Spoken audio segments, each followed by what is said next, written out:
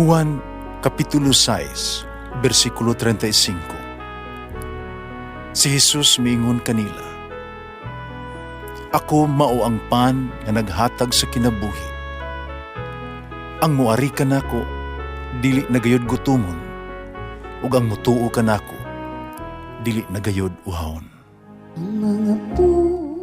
Pan sa kinabuhi.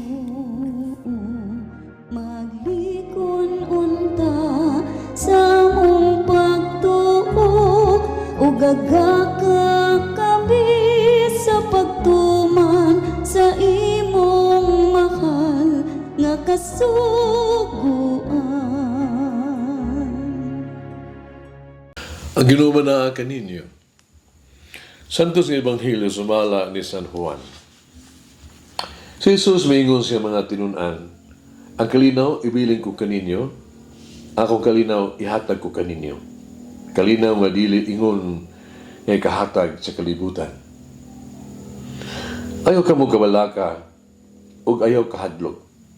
Sultihan ko na kamo, nga mabiya ako, apan mubalik ako.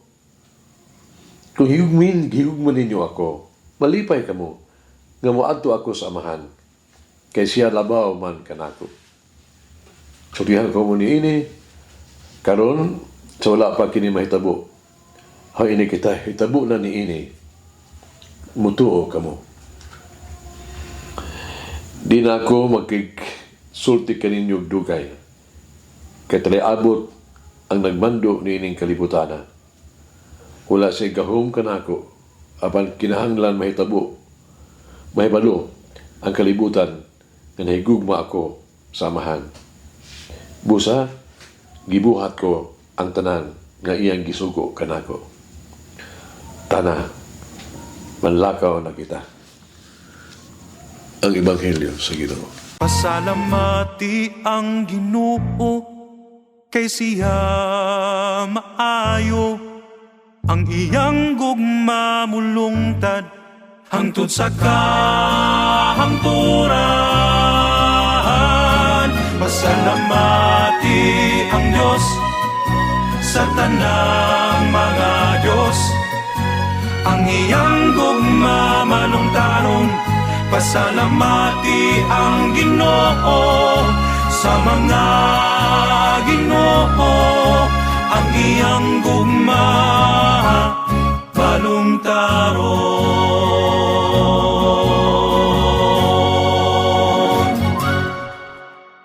Si Marcos, usa ka OFW sa Saudi Arabia, nga nagkugi alang sa iyahang pamilya, no?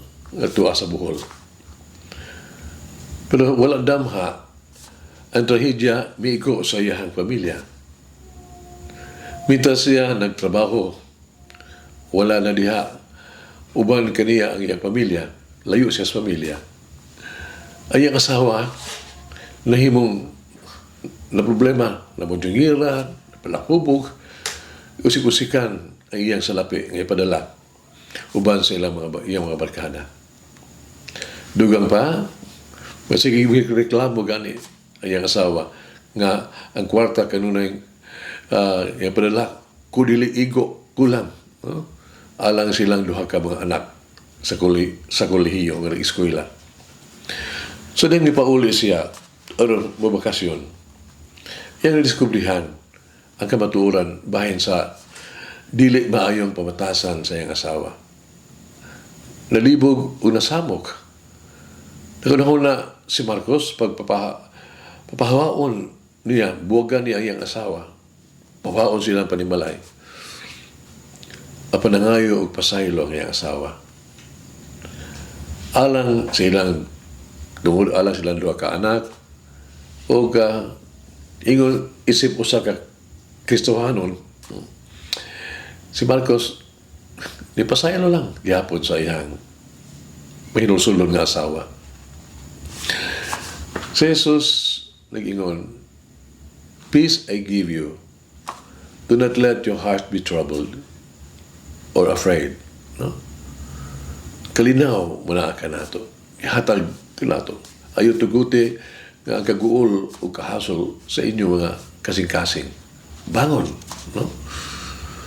Sa kaso ni Marcos, ang gasa sa Dios sa kalinaw, ipakita niya pinaagi sa iyang kaandam sa pagpasaylo sa iyang mahinulsulong asawa. Ang kalinaw, paghinulsol o pagpasaylo, mao'y pangunang mga bahin sa Kristohanong pamilyanhon nga kinabuhi. Kung maghari na ang kadautan sa itong kinabuhi sa pamilya, o sa itong pamilya, o sa kalibutan, ayaw wag tangag yun, no? Ang paglaom. Do not be discouraged. Do not give up. Si Kristo nag-ingon, bangon, ayaw kahadlok. Ani ako, uban, kaninyo. Planlugay kini, sa panahon sa ito ang krisis sa kinabuhi, tuig yun ang Ginoo nagauban kanimo ug sampit yun kaniya. Magampo kita, o Diyos nga nag-andam kanamo alang sa kinabuhing dayon, pinagis pagkabanhaw ni Kristo. Ihatag ganhi kanamong imong mga tao ang pagkamakanunayon sa pagtuo o paglaom. Haron dili kami magduha-duha na matuman gayod ang imong gisaad kanamo.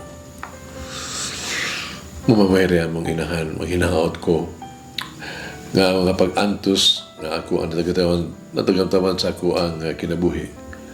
Baka pasantos uta ka na ako. Agakain taon ako. Pumalangin ang Diyos pagagahom sa tanan, Ama, Anak, Espiritu Santo. Amen. May the Lord of the divine mercy bless us all, heal us from all diseases and suffering. Ayun unta niya kita, tanang mga sakit na sa lawas o sa kalag, body and soul. In the name of the Father, the Son, and of the Holy Spirit. Jesus, I trust in you. Amen. Whoever eats the bread of life will never hunger, says the Lord. Kay galaan inyong nabati ang pagpaambit ug hamubong pamalandong sa pulong sa Dios pinaagi sa tulumanon pan sa kinabuhi nga gidumala ni Monsignor Daddy Silva. Hangtod na usab sa sunod higayon, daghang salamat.